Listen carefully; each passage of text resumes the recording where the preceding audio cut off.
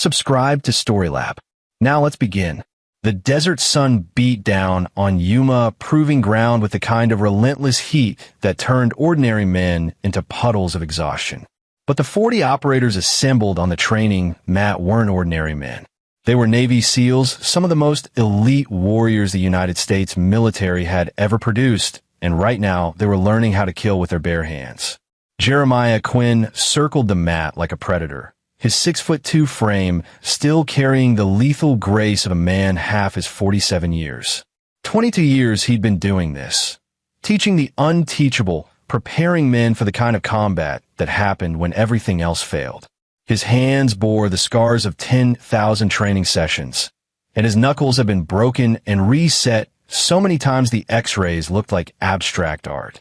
Pain is information, he told the class, watching as two operators grappled in the center of the mat.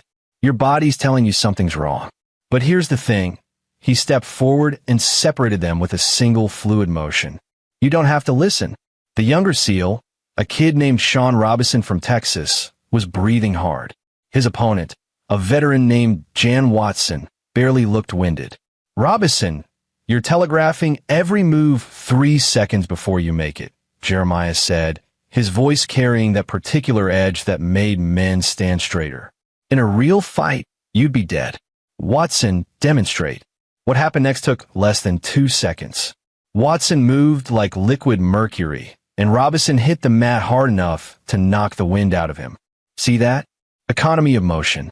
Watson didn't waste a single movement. Every action served a purpose. Jeremiah helped Robinson to his feet. Again, and this time, think like a snake. Be still until you strike. The afternoon wore on, temperature pushing past 110 degrees. Most of the operators had trained in hellish conditions before. Bud/S, the Navy SEAL training program, made sure of that, but Jeremiah's courses were different. He didn't just teach techniques. He taught a philosophy of violence that went deeper than muscle memory. During a water break, Jan Watson approached him. Watson was 32, a senior chief with 3 deployments under his belt. Chief Quinn, permission to speak freely? Always. That move you showed us yesterday, the counter to the rear naked choke, I've never seen anything like it. Where'd you learn that?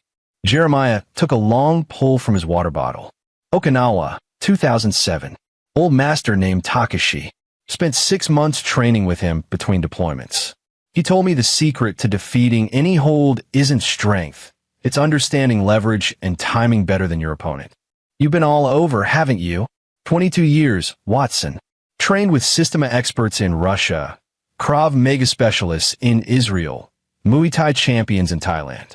Even spent time with some Brazilian Jiu-Jitsu black belts who made me question everything I thought I knew about ground fighting.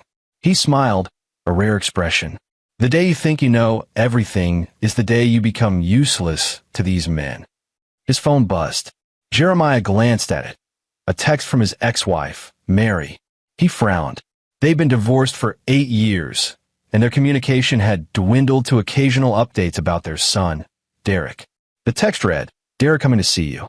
Don't ask questions. Something wrong, Chief? Watson asked. Not sure yet. Jeremiah pocketed the phone. All right, break's over. Let's talk about fighting multiple opponents. The class reformed. Jeremiah spent the next hour demonstrating how to control space, how to position yourself so you never faced more than one attacker at a time, how to identify the most dangerous threat and neutralize them first. These weren't theoretical lessons. Every technique came from real experience, from operations in Fallujah and Helmand province where Jeremiah had fought his way through situations that would have killed lesser men. As the sun began its descent, painting the sky in shades of orange and red, Jeremiah dismissed the class. The operators dispersed toward their barracks, muscles aching, minds processing the day's lessons. Jeremiah headed to his office, a sparse room in the training facility that held little more than a desk, a filing cabinet, and a wall covered in photographs. The photos told the story of his life. A younger Jeremiah in BUD/S, graduating with Class 234. His first deployment photo, squad posed in front of a helicopter in Afghanistan. His wedding day with Mary, both of them impossibly young. He was 26, she was 24. Derek is a baby, then a toddler, then a gap of several years where the photos stopped. That gap represented the hardest years. The years when deployment stretched longer and came more frequently. When Mary's calls became shorter, colder. When he'd come home to a house that felt less like home each time.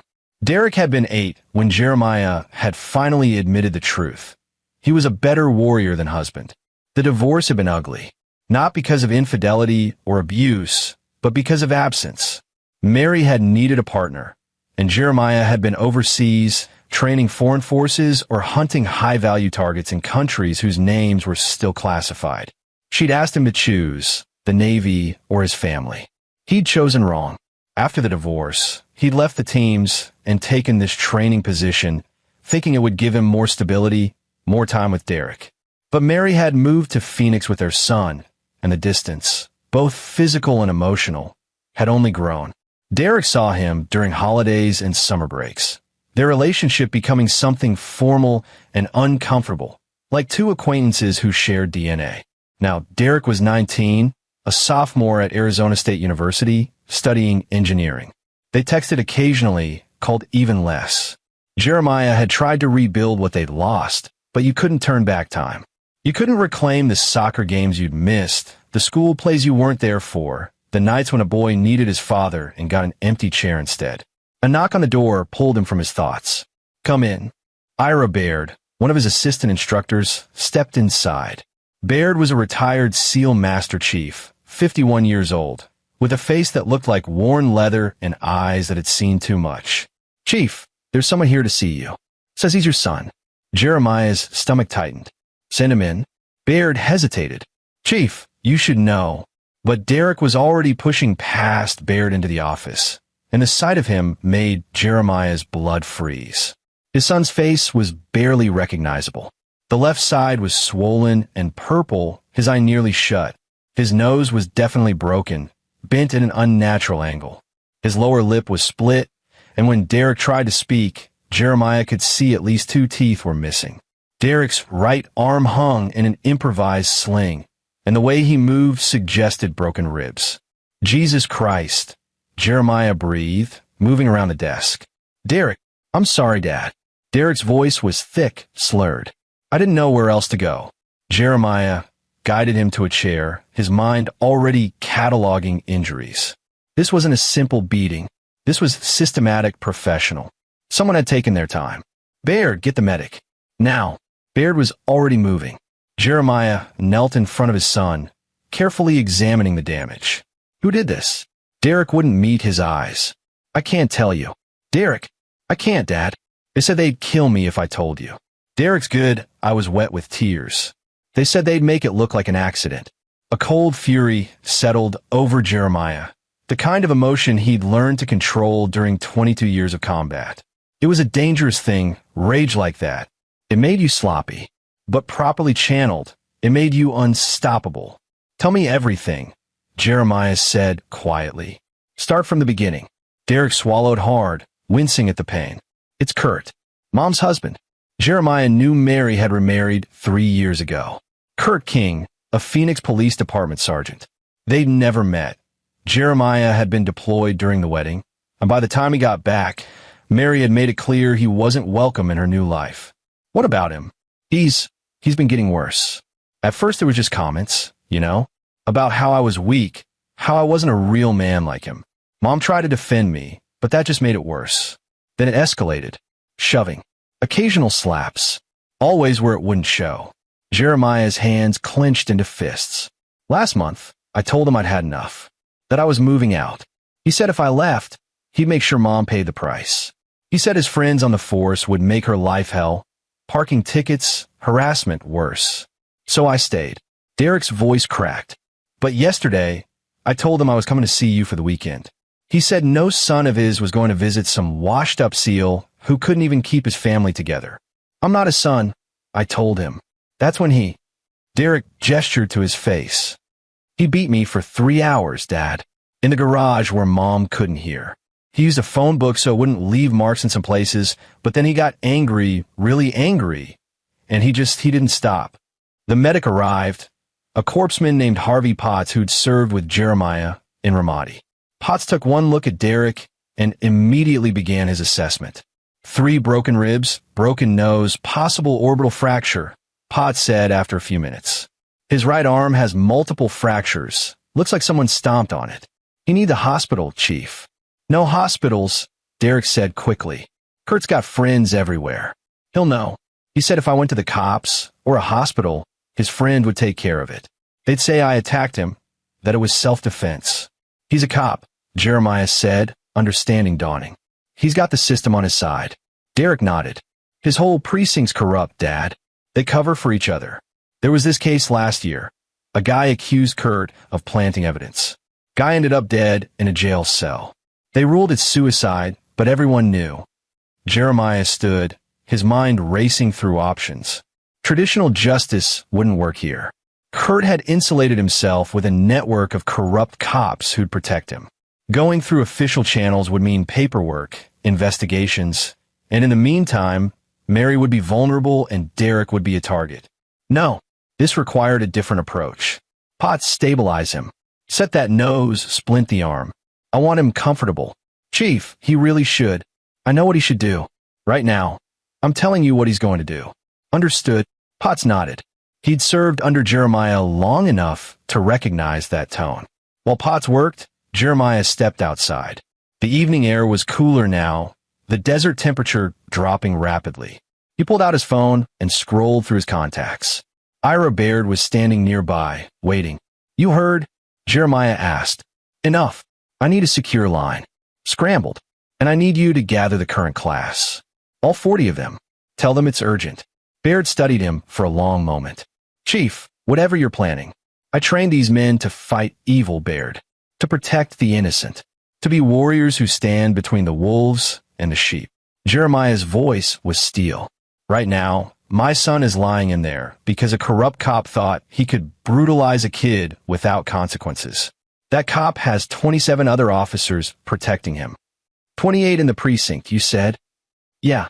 Baird's weathered face split into a grim smile. Well, we've got 40 SEALs. Sounds like good odds to me.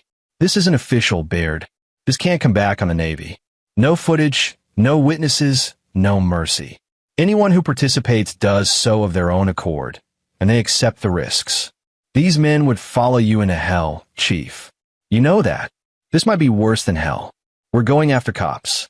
Corrupt cops, Baird corrected. There's a difference. Give me 30 minutes. While Baird went to gather the class, Jeremiah made several calls. First to an old friend who ran a private medical practice in Yuma, someone who knew how to treat injuries without filing reports. Then to a contact in Phoenix who could provide intelligence on Kurt King and his precinct. Finally, to a lawyer, not for legal advice, but for information on property records, shift schedules, and the kind of data that was technically public but hard to access. By the time he returned to his office, Derek was bandaged and medicated. His arm was in a proper splint, his ribs wrapped. Potts had done good work. How do you feel? Jeremiah asked. Like I got hit by a truck. Derek's words were clearer now, the painkillers taking effect. Dad, what are you going to do? Jeremiah pulled up a chair and sat across from his son. For the first time in years, he really looked at Derek, not as a reminder of his failed marriage, but as a young man who'd survived something horrific and had nowhere else to turn. I'm going to make this right, Jeremiah said. Kurt hurt you because he thought he could get away with it, because he thought I was too far away, too disconnected, too bound by rules to do anything about it. He was wrong. You can't fight the whole police department. I'm not going to fight them. I'm going to dismantle them. Jeremiah leaned forward. Derek, I haven't been the father you deserved. I know that. I chose my career over my family, and that's something I'll have to live with. But I want you to understand something. A warrior isn't defined by the fights he takes on. He's defined by what he's willing to fight for. And right now, I'm willing to fight for you. Derek's good. I filled with tears. I just wanted to stop. It will. I promise you that. A knock on the door. Baird's voice. Chief, they're assembled. Jeremiah stood. Rest. I'll be back soon. The training facility's main briefing room could hold 100 people, but tonight it held 40. 40 Navy SEALs, ranging in age from 23 to 38, representing years of combined combat experience.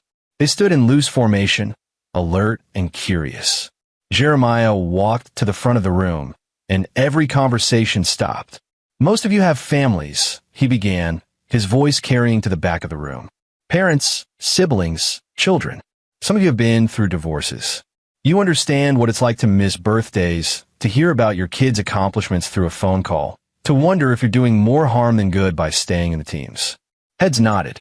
These men understood sacrifice. "My son is 19 years old. He's a good kid, smart, kind, wants to be an engineer. I haven't been the father he needed, but that doesn't change the fact that he's my son. And 3 hours ago, he showed up at my office after being beaten nearly to death by his stepfather." The temperature in the room seemed to drop. 40 sets of eyes locked onto Jeremiah with laser focus. His stepfather is a Phoenix Police Department sergeant named Kurt King. King has been systematically abusing my son for months, escalating from psychological torture to physical violence. Yesterday, he beat Derek with a phone book in his fist for 3 hours, breaking bones and destroying his face. He did this because Derek wanted to visit me. Jan Watson spoke up. "Why didn't Derek go to the police?" "Because King is the police. His entire precinct is corrupt. They cover for each other, intimidate witnesses, and make problems disappear. King told my son that if he reported the assault, his friends on the force would kill him and make it look like an accident. Based on their history, I believe him." The room was absolutely silent now. "I'm not here to give you orders," Jeremiah continued. "This isn't a Navy operation. This can't be official. What I'm about to propose is outside the chain of command, outside regulations, and if you participate, you do so at your own risk." He paused, letting that sink in. Kurt King's precinct has 28 officers. Most of them are dirty, protecting each other, taking bribes, planting evidence, beating suspects. They operate with impunity because they know the system protects cops. They think they're untouchable. Jeremiah looked at each man in turn. "I'm going to prove them wrong. I'm going to systematically dismantle that precinct, starting with the worst offenders and working my way up to King himself. I'm going to make them afraid. I'm going to make them quit. And I'm going to make sure they understand that there are consequences for hurting innocent people." He let the silence stretch. "This is completely voluntary. If you want no part of this, walk out now. No judgment, no consequences. But if you stay, understand what you're signing up for. We're going after cops. We're going to operate in the shadows, use everything I've taught you, and we're going to be ghosts. No footage, no witnesses, no mercy. And when we're done, Kurt King and his friends will either be gone or in prison. But either way, they'll never hurt anyone again." Nobody moved. "Last chance," Jeremiah said. "Anyone who wants out, leave now." Not a single man left. Jan Watson raised his hand. "Chief, permission to speak?" "Go ahead." "Most of us became SEALs to protect people who can't protect themselves. We swore an oath to defend against enemies foreign and domestic. Sounds like King and his precinct qualify as domestic enemies." "I'm in." "Me too," said Sean Robinson. "Count me in," added another voice. Within seconds, all 40 men were volunteering. Jeremiah felt something he hadn't felt in years, pride mixed with gratitude. These men didn't owe him anything beyond the training he provided, but they were willing to risk their careers, their freedom, even their lives for a cause they believed in. "Thank you," he said simply. "Here's how this is going to work." He spent the next 2 hours laying out the plan. It was complex, multi-layered, and designed to exploit every weakness in King's network. They'd start with intelligence gathering, identifying which cops were the worst, where they lived, their routines, their vulnerabilities. Then they'd begin a campaign of psychological warfare, making the officers paranoid, turning them against each other. Some would be approached with evidence of their crimes and given a simple choice: resign immediately or face exposure. Others would find themselves in situations where their corruption was revealed to honest cops or the media. The most dangerous ones, the ones like King who enjoyed hurting people, would receive personal visits that would convince them Phoenix was no longer safe. "We split into teams of 4, Jeremiah explained, using a map of Phoenix spread across a table. "Each team gets assigned specific targets. We rotate surveillance, never establishing patterns. We gather evidence, photos, recordings, witnesses, and we use that evidence as leverage. What about King himself? Sean Robinson asked. King is mine, Jeremiah said flatly. But he's also last. We take down his support structure first. Isolate him. Make him feel what it's like to be helpless and afraid. Then, when he's got nobody left to protect him, we finish it. Ira Baird spoke up. Chief, I've got contacts in Phoenix. Former SEALs who retired there, some cops who actually give a damn. I can coordinate intelligence and provide safe houses. Good. Watson, you're my second in command on this. Coordinate the teams, maintain operational security. Robinson, you're on tech. I want surveillance equipment, encrypted communications, the works. They worked late into the night, refining the plan, identifying resources, preparing for contingencies. By the time they finished, it was past midnight, and every man knew exactly what role he'd play in the coming days. As the operators filed out, Jan Watson lingered. Chief, can I ask you something? Yeah. You really think we can pull this off? 28 cops, and we can't leave any evidence that leads back to us. Jeremiah's smile was cold. Watson, I've spent 22 years teaching men how to infiltrate enemy territory, gather intelligence, and eliminate targets without anyone knowing we were there. These cops aren't Taliban fighters or trained insurgents. They're bullies with badges who've gotten comfortable because nobody's ever challenged them. And if something goes wrong, then it comes back on me, not you. I'll take full responsibility. But nothing's going to go wrong because we're going to do this right. He put a hand on Watson's shoulder. Trust the training.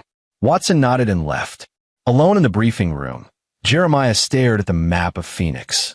Somewhere in that city, Kurt King was probably sleeping peacefully, confident that he'd gotten away with beating a kid half to death. Confident that his badge and his corrupt friends made him untouchable. Jeremiah had spent his entire adult life preparing for moments like this. Not just physically, but mentally and morally. He'd killed men in combat, always following rules of engagement, always under authority of lawful orders. This was different. This was personal. This was revenge. But it was also justice. The system had failed Derek. The police couldn't be trusted, the courts would be manipulated, and meanwhile Kurt King would continue terrorizing his family. Sometimes, Jeremiah knew, the only way to stop a predator was to become something more dangerous. He pulled out his phone and sent a text to Mary. Derek's with me. He's safe. Don't contact Kurt. Don't tell anyone where Derek is. I'll explain everything soon. Her response came quickly. What happened? Is he okay? Kurt said Derek ran away. Kurt's lying. I'll call you tomorrow. Right now, just stay safe and act normal. Jeremiah, you're scaring me. Good. You should be scared. But not of me. I'm going to fix this. He pocketed the phone and headed back to his office, where Derek was sleeping in a cot Potts had set up. His son's face was still swollen and bruised, but his breathing was steady. Jeremiah sat in his desk chair and watched Derek sleep, the way he'd done when Derek was a baby and Jeremiah would come home from deployment. I'm sorry, he whispered. I'm sorry I wasn't there. I'm sorry I chose wrong. But I'm here now, and I swear to you, nobody will ever hurt you again. Derek stirred but didn't wake. Jeremiah pulled out a notebook and began writing down everything he knew about Kurt King. It wasn't much yet, just basics from Derek's story and some information from his contact. But it was a start. By morning, he'd have a complete dossier on King and every officer in that precinct. And by the end of the week, Kurt King's world would be burning down around him. The war had begun, and Jeremiah Quinn didn't lose wars. The first team deployed to Phoenix 36 hours later, traveling in civilian vehicles at staggered intervals. Jan Watson led the advance element, 4 operators whose job was pure reconnaissance. They'd spent the previous day studying everything they could find about the Phoenix Police Department's Precinct 17, where Kurt King worked. The precinct served a rough part of town, dealing primarily with drug crimes, gang activity, and domestic violence. On paper, it was a busy station with a decent clearance rate. But dig deeper, and patterns emerged. A disproportionate number of complaints against officers, a high rate of dropped charges, and a suspicious frequency of accidents befalling people who'd file complaints. Watson and his team, consisting of Sean Robinson, Randy Salas, and Dwayne Simpson, established their base of operations in a rental house 3 miles from the precinct. The house was owned by one of Ira Baird's contacts, a retired SEAL named Bill French, who'd left Phoenix PD after trying to blow the whistle on corruption and getting run out instead. French met them at the house, a burly man in his 50s with a salt and pepper beard and eyes that had seen too many dirty cops get away with too much. "Welcome to hell," French said, shaking Watson's hand. "Baird told me what you're doing. About damn time someone put King and his crew in their place." "Tell us about them," Watson said, setting up a laptop on the kitchen table. French pulled up a chair. "Kurt King's been with the department for 15 years. Started as a patrol officer, made sergeant 8 years ago. Smart, politically connected, and mean as a rattlesnake. He's got a rep for being tough on crime, but that's just PR. Really, he's tough on anyone who gets in his way." "What kind of crew does he run with?" Robinson asked, already setting up surveillance equipment. "King's tight with about 8 guys in particular. His core group. They cover for each other, sharing whatever schemes they're running. Dan Houston's his number 2, been his partner for years. Then there's Stuart Norris, Andre Roberson, Marvin Weiss, all sergeants or senior officers. Below them are younger cops who either worship King or are terrified of him." "What kind of schemes?" Watson asked. French's expression darkened. "Where do I start? Asset forfeiture abuse. They'll pull over anyone carrying cash and just take it, claim it's drug money. Protection rackets for certain businesses in their territory. Planting evidence when they need an arrest. And beating the hell out of anyone who disrespects them. How have they gotten away with it?" Dwayne Simpson asked. "Because everyone who tries to stop them ends up sorry. I tried going through channels, filed a complaint with Internal Affairs.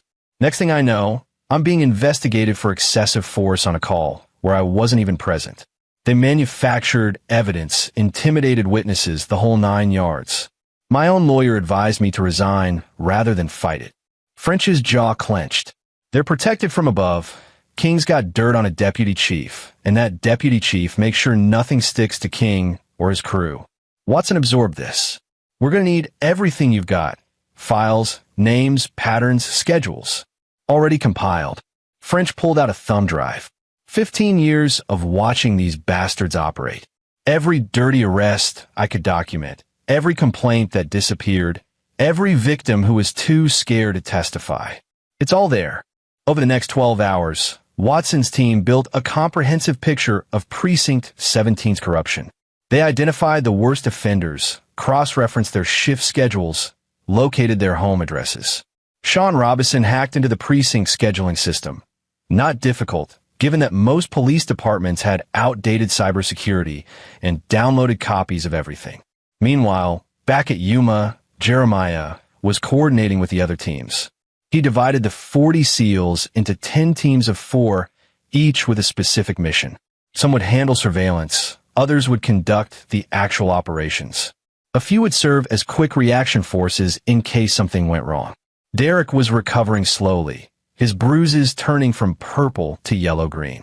The Dr. Jeremiah had brought and confirmed 3 broken ribs, a fractured ulna in his right arm, and a hairline fracture in his orbital socket. He'd need surgery eventually, but for now, he was stable. "Dad," Derek called from the cot. Jeremiah looked up from his laptop. "Yeah. What's happening? I keep hearing people coming and going." Jeremiah saved his work and walked over to Derek's cot. "We're putting together an operation. Remember those 40 SEALs I mentioned? They all volunteered to help." Derek's good eye widened. "All of them? Every single one? To do what?" "To make sure Kurt never hurts anyone again." Jeremiah pulled up a chair. "Derek, I need to ask you some questions. About Kurt, about the precinct, about anything you've seen or heard." "Okay. Has Kurt ever mentioned specific names of cops he works with?" Derek thought for a moment. "Yeah. Dan Houston. He comes over for dinner sometimes. Kurt always jokes about how they clean up the streets together. There's also a guy named Stuart Norris. Kurt talks about him like he's some kind of enforcer." "Anyone else?" "A bunch of names I've heard, but can't remember. Oh, but there was this one time, about 6 months ago, I overheard Kurt on the phone. He was angry, talking about some guy who was threatening to go to the feds about something. Kurt said they needed to handle it before it became a problem. Did he say what happened? Derek shook his head. But a few weeks later, I saw a news story about a guy who died in police custody at Kurt's precinct. They said he hung himself, but he trailed off. You think it was murder? I don't know. But Kurt seemed really relieved after that. Jeremiah made notes. This matched what Bill French had told Watson's team. King and his crew were willing to kill to protect themselves. One more question, Jeremiah said. When Kurt beat you, did he say anything specific? Any threats, any plans? Derek's face tightened. He said I was lucky he didn't kill me. He said if I ever told anyone, he'd make Mom disappear and claim she'd run off. He said his friend would back him up, and nobody would ever question it because cops protect their own. Jeremiah's jaw clenched. Kurt King had been confident enough to outline his entire protection scheme to a victim, secure in the knowledge that the system would never hold him accountable. Thank you, Jeremiah said. Get some rest. This'll be over soon. That night, Jan Watson called in his first report. Chief, we've got eyes on 6 targets tonight. King's at home with your ex-wife. He seems calm. No indication he's worried about Derek. Houston and Norris are both working the night shift. We've also identified a weak link, a guy named Ricky Hampton. He's newer to King's crew. Seems nervous. Might be someone we can flip. Good work. Start with the periphery. The guys who aren't King's core group, but benefit from his protection. Let's see if we can get some of them to quit on their own. Roger that. We're moving on our first target tonight. The first target was Officer Carlton Hughes, a 3-year veteran who'd been present at multiple incidents where excessive force complaints had been filed, but never substantiated. According to French's files, Hughes had a cocaine habit and a gambling problem. At 2 a.m., Watson's team entered Hughes's apartment. They'd watched him leave for his shift an hour earlier, and his locks were embarrassingly easy to bypass. Inside, they planted evidence of his drug use in places where it would be discovered during a routine inspection. They also left a single playing card, the Ace of Spades, on his pillow with a message written on it. They know. Resign now, or everyone finds out. The next morning, Hughes called in sick. The morning after that, he submitted his resignation, citing personal reasons. One down. The second target was Officer Justin Holder, who'd been involved in several questionable shootings. Watson's team followed Holder for 3 days, documenting his routine. On the 4th day, Holder got into his car to find an envelope on his dashboard. Inside were photos of him accepting a bribe from a known drug dealer, along with a typed note. You have 48 hours to turn in your badge. After that, these go to the FBI. Holder resigned 2 days later. 2 down. The operations continued over the following week, each one precisely calibrated to the target's vulnerabilities. Some officers were confronted with evidence of their crimes and given a choice. Others found themselves in situations where their corruption was exposed to people who could hurt them. Other cops, criminals they double-crossed, journalists looking for stories. By the end of the 5th day, 8 officers from Precinct 17 had resigned. The precinct commander was scrambling to understand why his personnel were abandoning ship. Some of King's crew were getting nervous. But Jeremiah wasn't satisfied with resignations alone. Some of the cops were too dangerous to simply let walk away. These are the ones who'd get a more direct intervention. Officer Dan Houston, Kurt King's right-hand man and suspected of at least 2 murders, was walking to his car after his shift when 4 men stepped out of the shadows. They moved with military precision, surrounding him before he could react. Don't move, Jan Watson said quietly. Don't scream. Don't reach for your weapon. Houston was a big man, 6'4" and 240 pounds, with a reputation as a brawler. He'd beaten suspects in custody, terrorized witnesses, and once put a defense attorney in the hospital for asking too many questions during a deposition. Who the hell are you? Houston growled, his hand moving toward his gun. Sean Robinson broke Houston's wrist before the officer's fingers touched the holster. The crack of bone echoed in the parking structure, followed by Houston's scream. We said don't reach for your weapon, Watson said calmly. Let's try this again. We're going to have a conversation, and you're going to listen very carefully. Houston clutched his broken wrist, his face pale with pain. You're dead. All of you. I'm a cop. Dwayne Simpson hit Houston in the solar plexus, driving the air from his lungs. When Houston doubled over, gasping, Simpson grabbed him by the hair and forced him to look up at Watson. "You're not a cop," Watson said. "You're a criminal with a badge. And we're here to give you a choice. Resign tomorrow, turn yourself in, and confess to every crime you've committed. Or we'll make sure you never work in law enforcement again. And that's the gentle option." "Fuck you," Houston spat. "Wrong answer." What happened over the next 30 minutes was professional and brutal. Watson's team didn't enjoy it. They weren't sadists, but they were efficient. Houston was systematically broken down, both physically and psychologically. They used techniques Jeremiah had taught them. Pressure points, joint manipulation, psychological warfare. Nothing that would kill him, nothing that would leave permanent damage, but everything that would make him understand he was helpless. When they were done, Houston was lying in the fetal position, sobbing. "You have until noon tomorrow," Watson said, standing over him. "Resign and confess, or we come back. And next time, we won't be this gentle. Do you understand?" Houston nodded, unable to speak. "Good. One more thing." Watson crouched down. "If you tell anyone about this, if you try to warn King or anyone else, we'll know.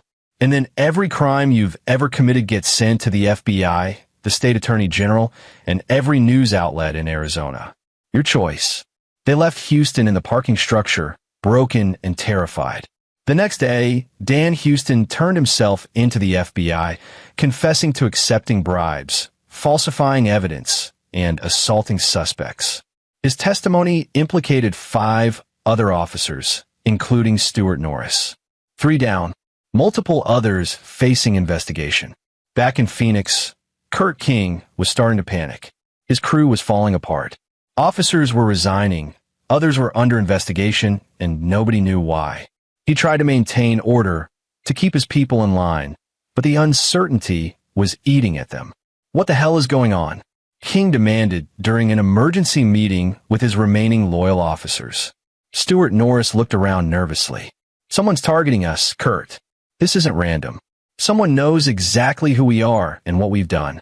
"You think it's the feds?" asked Officer Andre Roberson. "The feds would have raided us, brought charges," King said. "This is something else. This is personal. Could it be one of the families we've dealt with?" Norris suggested. King thought about that. They'd made a lot of enemies over the years, but none of them had the resources or skills to pull off this kind of coordinated campaign.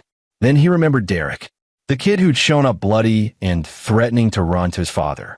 The kid Kurt had beaten and warned to stay quiet. What day did Derek Quinn run away? King asked suddenly. Norris checked his phone. 8 days ago. What? 8 days ago. And that's when everything started falling apart. His father, King said slowly.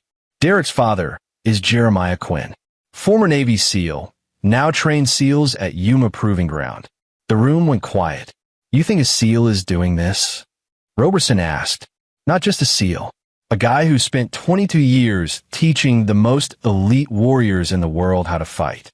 And we beat his son half to death and threatened to kill him." "Christ," Norris breathed. King stood, his mind racing. "Listen to me, all of you. We need to circle the wagons. Nobody talks to anyone outside this room. We watch each other's backs. And we find Quinn before he comes for us." "Ow," Roberson asked. "If he's behind this, he's not going to be easy to find. Then we go after his family," King said. "We bring Mary in, use her as leverage." Norris shook his head. "Kurt, that's your wife. She's a liability. If Quinn's after us, he'll come for her eventually anyway. Better we control the situation." But even as King made plans, he felt something he hadn't experienced in years: fear. Real, genuine fear. Because somewhere out there, a warrior who'd spent decades learning how to kill was coming for him, and King had no idea how to stop it. Mary Quinn, now Mary King, sat in her kitchen, staring at her phone. She hadn't heard from Derek in over a week, and Kurt's story about Derek running away felt wrong. She knew her son. He wouldn't just disappear. The text from Jeremiah had been cryptic and disturbing. "Derek's with me. He's safe." What did that mean? Why was Derek with Jeremiah? And why had Jeremiah told her not to contact Kurt? She tried calling Derek's phone, but it went straight to voicemail. She tried calling Jeremiah, but he wasn't answering. All she had were questions and a growing sense of dread. Still nothing. Kurt asked, walking into the kitchen. Mary jumped. She hadn't heard him come in. No, Derek's not answering. Kurt poured himself coffee, his face carefully neutral. I'm sure he's fine. Probably just needs space. You know how kids are at that age. He wouldn't worry me like this. Mary set down her phone. Kurt, what really happened before Derek left? I told you. We had an argument. He got upset and stormed out. Teenage drama. What was the argument about? Kurt's jaw tightened. Does it matter? Yes, it matters. He's my son, and you're my wife.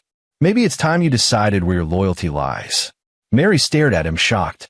Are you seriously suggesting I have to choose between you and Derek? I'm suggesting that Derek's been disrespectful and ungrateful. I've tried to be a father to him, and all he does is throw it back in my face. Maybe some time away will teach him some respect. There was something in Kurt's tone that made Mary's skin crawl. Something cold and threatening.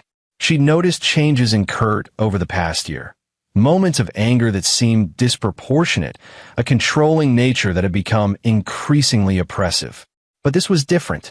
This felt dangerous. I think I should go to Yuma, Mary said. Check on Derek. No.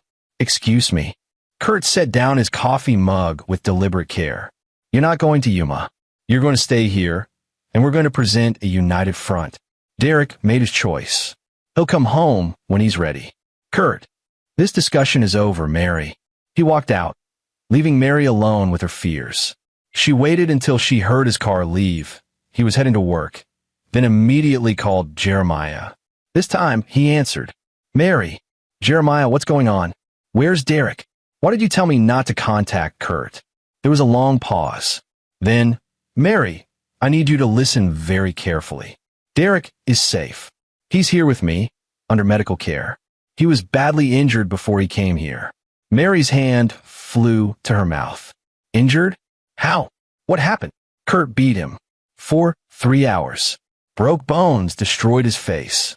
Derek came to me because he was afraid Kurt would kill him. The world tilted. Mary gripped the counter to steady herself. That's no. Kurt wouldn't. He did.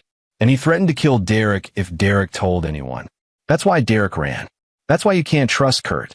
Oh my God. Tears were streaming down Mary's face. Is Derek okay? He will be. But Mary, you need to understand something. Kurt is dangerous. He's part of a corrupt network of cops who cover for each other.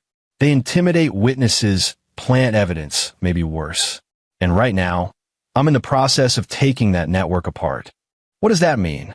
It means officers in Kurt's precinct are resigning or being arrested. It means Kurt's crew is falling apart. And it means when this is over, Kurt will be held accountable for what he did to Derek.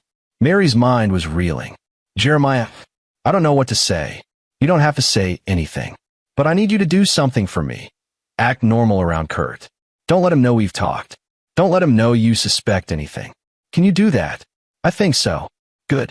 Because Mary, if Kurt realizes you know the truth, you become a threat to him. And I can't protect you if I don't know where you are. Should I leave? Should I come to Yuma? Not yet. If you disappear, Kurt will panic and do something rash. Right now, as long as he thinks you're in the dark, you're safer. But I've got people watching your house. If anything changes, if Kurt does anything threatening, they'll intervene immediately. People watching my house. Jeremiah, what have you done? Why should I have done years ago? I'm protecting my family. After they hung up, Mary sat in her kitchen for a long time, trying to process everything. Her husband had beaten her son. Her husband was corrupt. Her husband was dangerous. And her ex-husband, the man she divorced because he was never there, was now orchestrating some kind of military operation to protect them. She thought back over her marriage to Kurt. The signs had been there, she realized. The way he talked about suspects with such casual cruelty. The times he'd come home with bruised knuckles and a satisfied expression. The stories he'd told about teaching people lessons. She'd ignored it all, rationalized it as the stress of being a cop. But now she understood. Kurt wasn't stressed. This was who he was. Mary began packing a bag, slowly and carefully. If she needed to run, she wanted to be ready. By the 10th day, Precinct 17 was in chaos. 14 officers had resigned. 8 more were hospitalized, some from mysterious accidents, others from altercations that nobody could quite explain.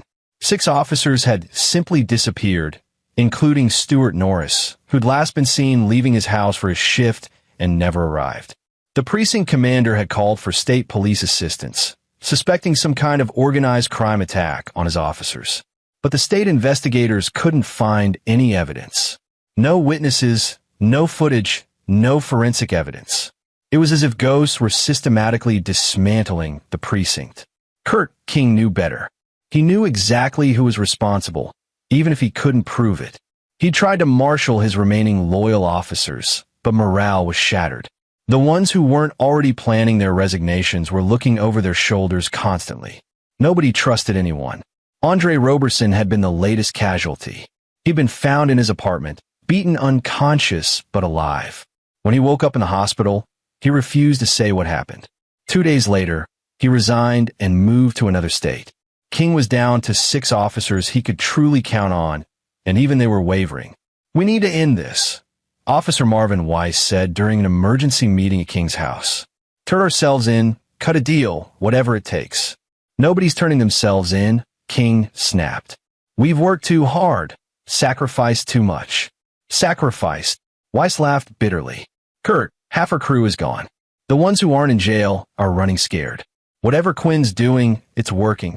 Then we hit him back," King said. "We find his weak points and exploit them." "His weak point is his ex-wife," said Officer Darren Smith. "Your wife." King had thought about that. Mary was the obvious leverage point, but she was also his wife, his alibi, his respectable face. Hurting her would raise questions he couldn't answer. "There has to be another way," King muttered. "Maybe we negotiate," Weiss suggested. "Reach out to Quinn. Offer him something." "He doesn't want negotiation. He wants blood." King stood and paced. "We're dealing with someone who spent 2 decades in combat, who trains the most lethal operators in the world.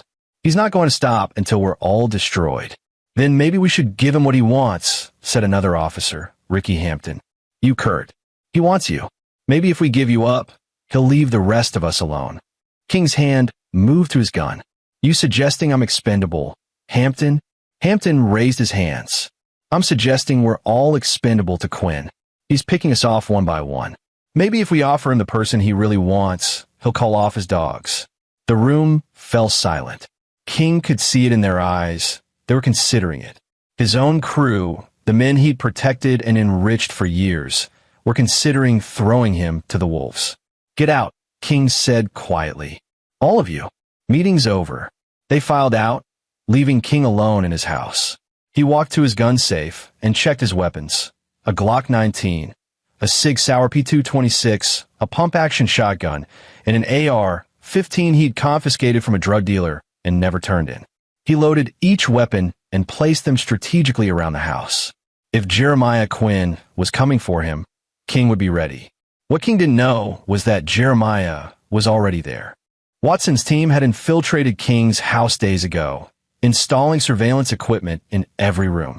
They'd watched King's meetings, recorded his conversations, documented his plans. Every word King had spoken about beating Derek, about killing suspects, about corrupting the system, all of it was on tape. And now, Jeremiah had enough evidence to bury Kurt King forever. But evidence wasn't enough.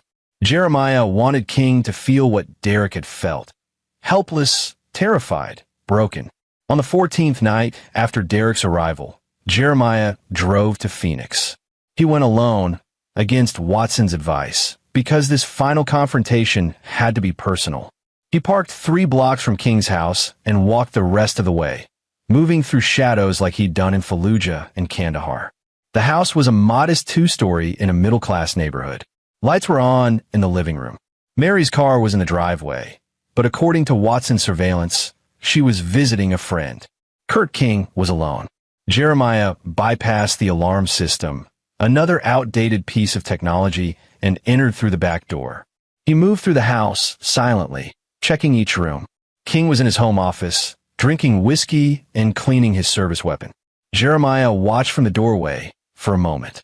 This was the man who'd beaten his son, who'd broken Derek's bones, destroyed his face, threatened his life. This was the man who'd terrorized Mary, who'd corrupted an entire precinct, who destroyed lives without remorse. "Hello, Kurt," Jeremiah said. King spun, reaching for his gun, but Jeremiah was faster. He crossed the room in 2 strides and disarmed King with a technique that broke 2 of King's fingers. The gun clattered to the floor. King opened his mouth to yell, but Jeremiah's hand clamped over it. "Scream, and I break your jaw," Jeremiah said quietly. "Nod if you understand." King nodded, eyes wide with fear. "Good." Jeremiah released him and stepped back. "Sit down." King collapsed into his chair, cradling his broken fingers. Up close, Jeremiah could see the fear in the man's eyes. Kurt King had spent years being the predator, and now he'd become prey. "You know who I am," Jeremiah said. It wasn't a question. "Quinn," King managed. "That's right. Derek's father. The man whose son you beat for 3 hours. The man whose family you threatened to destroy." Jeremiah pulled up a chair and sat across from King. "I want you to understand something. Everything that's happened to your precinct over the past 2 weeks, that was me. Every officer who resigned, everyone who was hospitalized, everyone who disappeared, I made that happen." King's face had gone pale. "You're insane." "No, I'm focused.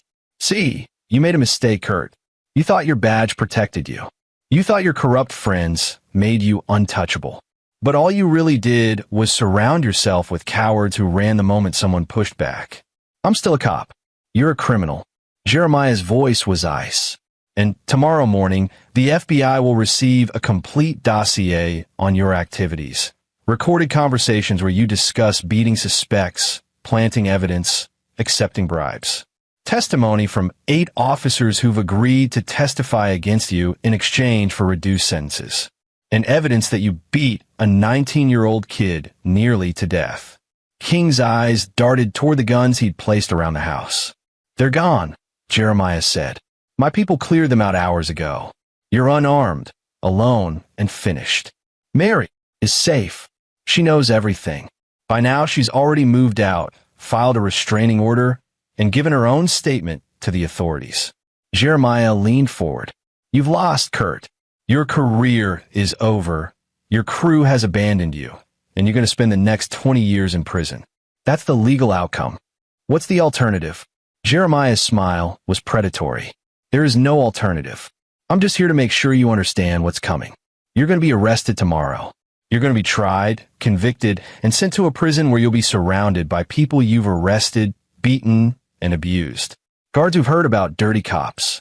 Inmates who know exactly what you are." "You can't do this," King whispered. "I already have." Jeremiah stood. "One more thing. If you ever try to contact Derek or Mary again, if you send someone after them, if you even think about revenge, I will come back.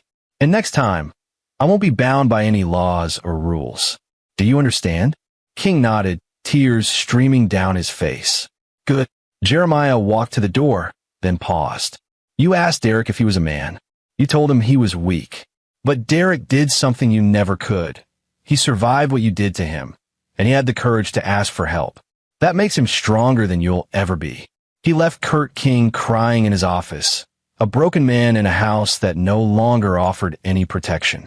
The next morning, FBI agents arrested Kurt King on multiple charges: assault, corruption, obstruction of justice, and conspiracy. The evidence against him was overwhelming, including recordings of him discussing criminal activity and testimony from former officers. The local news covered the story extensively. Massive corruption scandal rocks Phoenix Police Department. Over the following weeks, additional arrests were made. The deputy chief who protected King was forced to resign. A grand jury investigation was launched. Precinct 17 was effectively dismantled and rebuilt from scratch with new officers, new leadership, and new oversight. 3 weeks after Derek had arrived at Yuma Proving Ground, he sat with his father on the porch of the training facility's medical building. His face was healing, the bruises faded, his broken nose reset. His arm was in a cast that would need to stay on for another month, but the ribs were mending. "How do you feel?" Jeremiah asked. "Better. Physically, anyway." Derek looked at his father. Dad, what you did, I don't even know how to process it. You don't have to. Yes, I do. You destroyed an entire police precinct. You terrified dozens of cops. You orchestrated something that sounds like a military operation. I protected my son, Jeremiah said simply. Everything else was just tactics. Derek was quiet for a moment. Mom called me yesterday. She's living with Aunt Sarah now, getting a divorce, seeing a therapist. She says she's sorry she didn't see what Kurt was. She's sorry she let it get so bad. Your mother made mistakes, but she was a victim too. Kurt manipulated her, isolated her. That's what abusers do. She wants to know if I'll forgive her. Will you? Derek thought about it. Yeah, eventually. She didn't beat me, Kurt did. And she's trying to make it right. Jeremiah nodded. That's good. Family's important, Derek, even when it's complicated. Is that why you did all this? Because we're family. Partly, but also because it was right. Kurt and his crew were predators who'd escaped consequences for too long. Someone needed to stop them. And you decided you were that someone. I was in a position to act, and I had the skills to do it effectively. I don't regret it. Derek looked out at the desert, watching the heat shimmer on the horizon.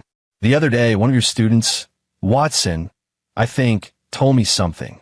He said you're the most capable person he's ever met, but you're also the most principled. He said you taught them that being a warrior isn't about violence. It's about being willing to stand between the innocent and those who'd hurt them.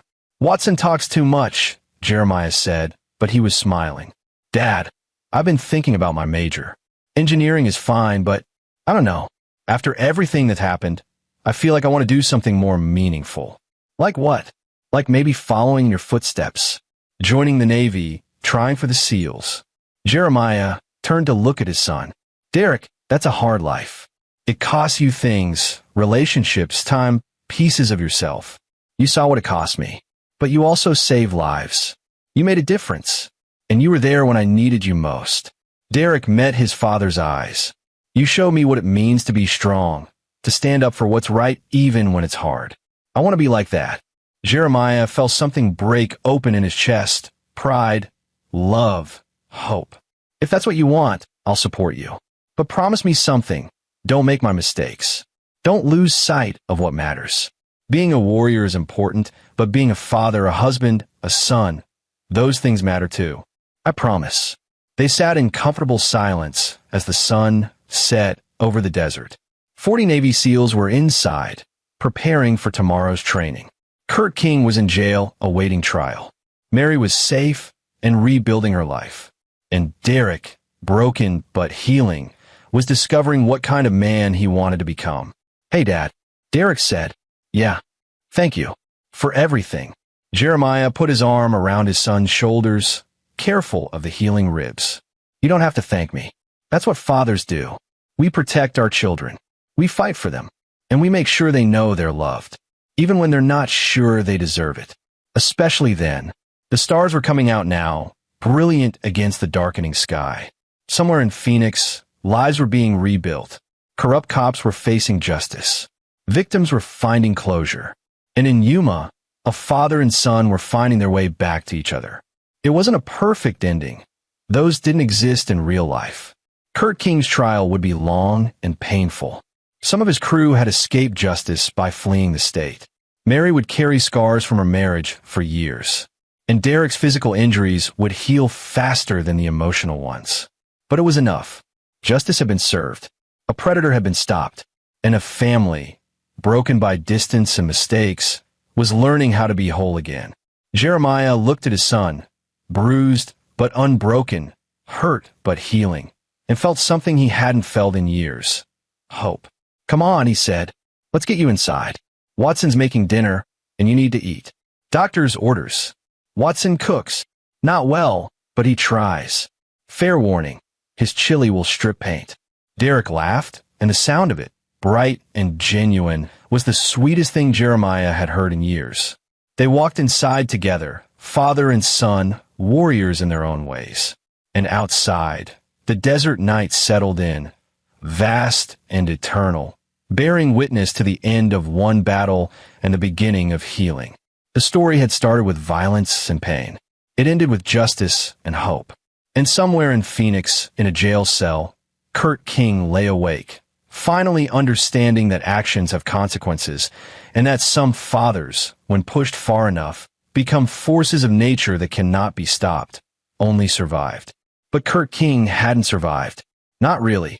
The man he'd been, arrogant, cruel, untouchable, was gone forever. What remained was a hollow shell awaiting punishment, haunted by the knowledge that he'd underestimated the wrong person. And Jeremiah Quinn, the instructor who'd spent 22 years teaching men how to fight, had taught one final lesson. That true strength isn't about dominating others. It's about protecting those who can't protect themselves. It's about standing up when everyone else sits down. It's about being willing to face the darkness so others can live in the light. That lesson had cost Kurt King everything. And for Derek Quinn, it had given him something invaluable.